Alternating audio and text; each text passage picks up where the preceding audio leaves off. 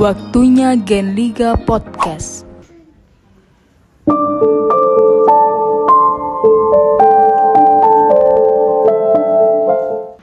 Halo Sobat Gen, kembali lagi di Gen Liga Podcast. Give positive impact. Kembali lagi dengan saya Bilkis Nabaza Putri Nanti Dan saya Rizky Armadana Ditama. dan Mas Alif sebagai narasumber kita yang super duper spesial nih. Kita kira-kira di mana ini ya Ki sekarang Ki? Oh ya, kita lagi ada di Museum Wage Rudolf Supratman. Yang Wage Rudolf Supratman tuh siapa ya Eki ya kira-kira ya? Nanti kita tanyakan ya. Nanti kita tanya-tanya lebih lanjut kepada Mas Arif. Tema podcast kita hari ini memperingati hari apa Ki? Hari Musik Nasional. Jadi kita langsung ke museumnya sang pencipta lagu nasional kita yaitu Indonesia Raya. Ki, aku udah makin penasaran ini.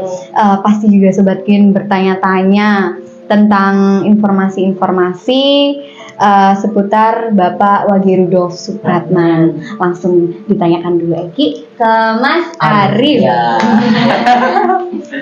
Mas Arif, sebagian mau tahu nih mengenai Wage Rudolf Supratman ini. Sebelum dipercayai untuk membuat lagu kebangsaan, itu sebenarnya beliau siapa sih? Kayak mungkin sepupunya Bapak Insinyur Soekarno atau ada pemilihan? Ya, jadi gini, dulu itu di tahun 1926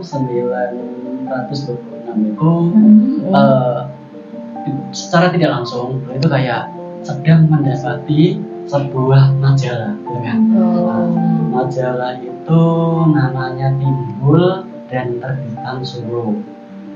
Di situ ada satu kalimat yang mengatakan kayak kapan ada komponis kita yang bisa menciptakan lagu kebangsaan gitu kan. Nah, dari situ apa? Kemudian beliau itu kayak tertantang gitu kan, tertantang ingin mempersembahkan sebuah hasil karya sebelum aku meninggal gitu. Nah, dari situ akhirnya karena Pak W.R. Supratman ini sudah kayak punya keahlian di bidang musik gitu kan, mulai tuh menulis sebuah lagu dan nantinya beliau juga nggak akan tahu lagu ini bakal dijadikan lagu kebangsaan atau tidak. Setidaknya yang beliau inginkan lagu ini bisa menjadikan semangat juang gitu loh, atau lagu yang memberikan kayak impact positif seperti itu kan. Nah, kemudian apa? Sama beliau itu mulai ditulis sampai dengan selesai, kemudian dicoba ingin diperkenalkan atau diperdengarkan. Dan saat itu beliau kayak dengar bahwa akan ada sebuah acara yakni Kongres Sumpah Pemuda yang kedua gitu kan. Kemudian beliau mendatangi pimpinan kongres lalu bilang dan usul bahwa ingin memperdengarkan hasil karyanya gitu kan. Cuma sama pimpinan kongres itu setelah dibaca liriknya disarankan untuk tidak memakai lirik. Alasannya kenapa? Ada kata merdeka di situ. Takutnya pemerintah Hindia Belanda itu marah gitu kan. Nah, kemudian apa? Mulai tuh ketika acara itu beliau tampil terus diperdengarkan. Setelah diperdengarkan meskipun secara instrumental, para peserta kongres ini udah kayak tertegun bagaikan tugu gitu kan. Lalu hatinya bergetar, jiwanya menggelora, semangat juangnya tinggi gitu kan. Dan saat itu pula lagu itu langsung diusulkan menjadi lagu kebangsaan gitu kan. Jadi nggak ada kayak pemilihan itu kan atau apa itu nggak ada gitu. Bahkan beliau keturunan dari mungkin para pejabat saat itu juga bukan. Beliau tuh sebenarnya rakyat biasa. Ya. Saya kira ini sepupunya Bapak Insinyur. Jadi seperti itu ya Eki ya. Soalnya aku juga sempat baca-baca artikel juga sih Mas. Itu katanya lagunya juga kontra. Terus aku juga udah sedikit tahu ini waktu di di Kongres Pemuda itu cuma diperdengarkan instrumennya, tapi sudah membuat para peserta itu punya jiwa-jiwa pejuangnya tuh menggelora gitu ya. Benar? Benar sekali. Saya takut salah soalnya. Kita juga belajar ini saya kan kelas 8. Saya juga belajar tentang sidang BPUPKI, terus Bapak Wage Rudolf Supratman meskipun sedikit. Makanya sekarang saya datang ke sini untuk mewakili teman-teman juga buat lebih tahu mengenai Bapak Wage Rudolf Supratman. Terus Mas, kan lagu Indonesia Raya itu punya 3 stanza ya? Iya, 3 stanza. Iya, punya 3 stanza itu kira-kira maknanya apa? Untuk maknanya sendiri yang mana di situ itu kayak beliau ini ingin menggambarkan alam pertiwi agar apa? Agar bangsanya itu bisa mencintainya, gitu kan? Nah, makanya kenapa? Untuk pemilihan kata-katanya itu juga nggak ngasal, gitu kan? Iya. Pernah saya dengar itu bahwa beliau untuk nulis atau memilih kata-kata untuk liriknya itu pernah kayak di pantai atau mungkin di hutan, gitu kan ya. Jadi ingin menggambarkan alam pertiwi gitu loh. Ya, ya seperti itu. Wow. Jadi nggak di satu tempat seperti itu. Berarti nggak ngasal loh. Beliau bikinnya nggak ngasal loh, sampai berbagai tempat dulu ya. Tempat dulu. Keren banget ya Ki. Ternyata Bapak itu se-effort itu untuk bikin lagu Indonesia Raya buat negeri kita tercinta. Seperti itu. Satu pertanyaan lagi nih Mas Arif. Berdasarkan latar belakang Wage Rudolf Supratman, beliau lahir di Jatinegara, Jakarta. Lalu beliau pindah di Makassar, tetapi wafatnya Di Kenjeran. Terus Wafatnya itu di sini, di rumah ini. di rumah ini. Kemudian dimakamkan di Jalan Kenjeran sana. Oh iya, saya pernah ke sana. Ya. Yang bikin saya penasaran, riwayat beliau tinggal di rumah ini dan dimakamkan itu bagaimana sih Mas Arif?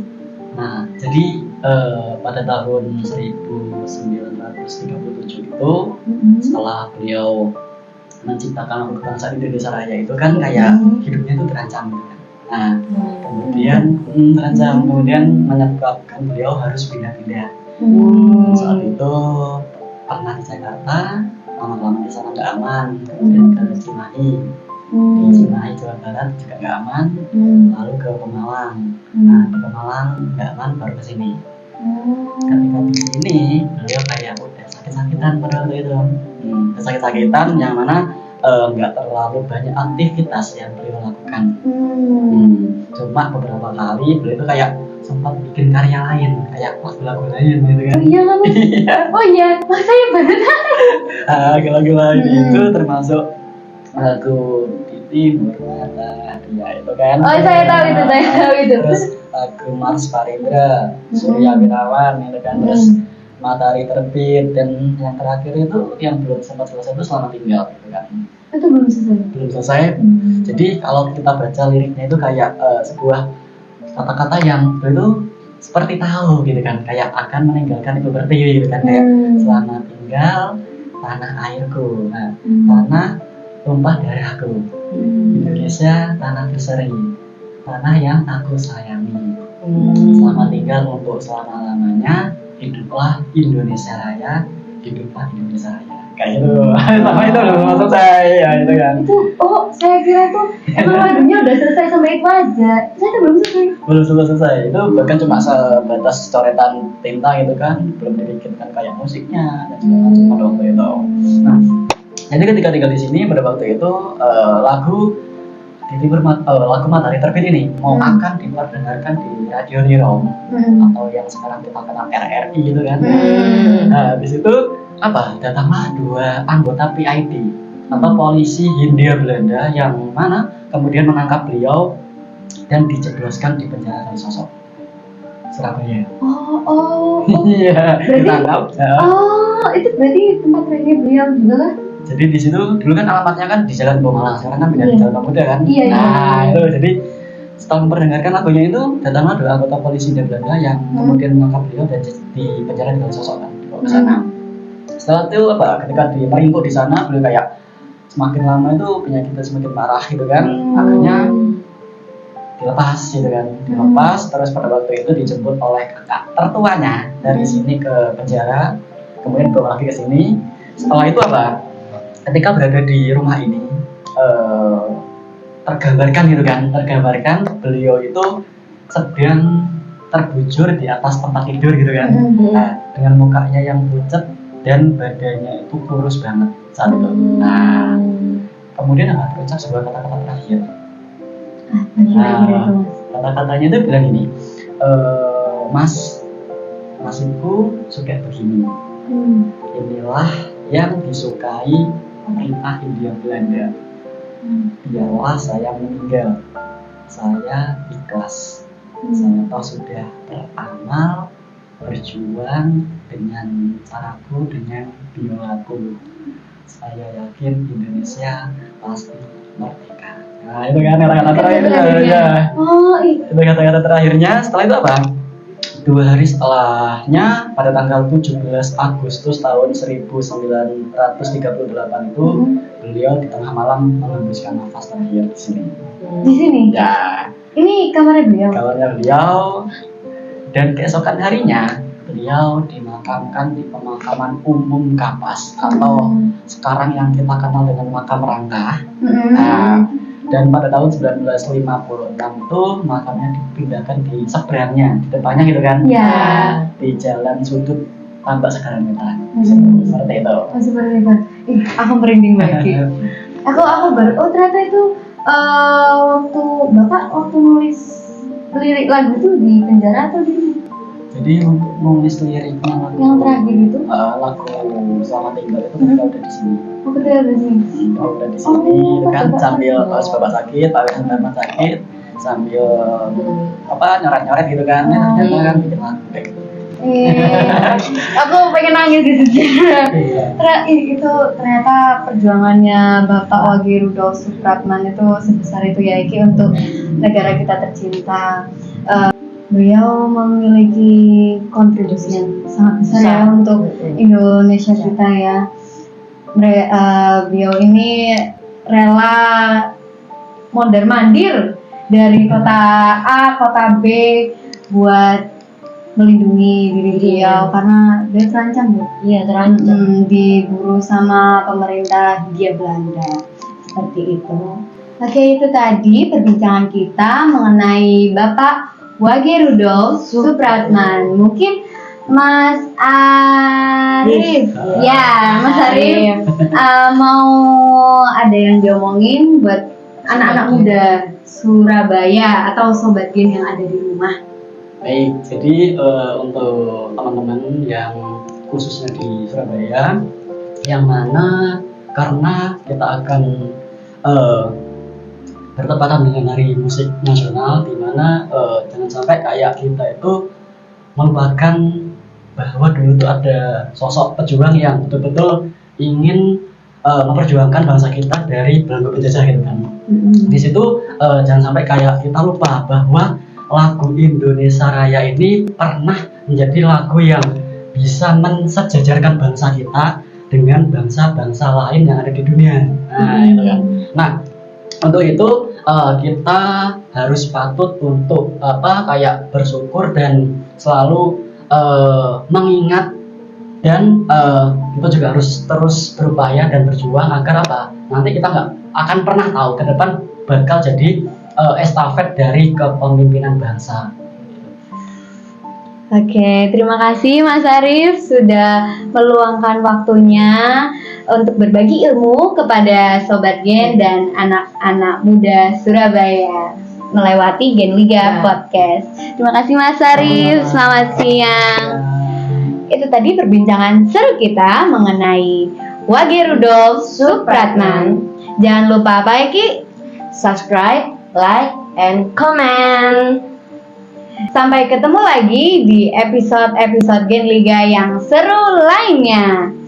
Gen Liga Podcast, give positive impact. Selamat Hari Musik Nasional. Dadah.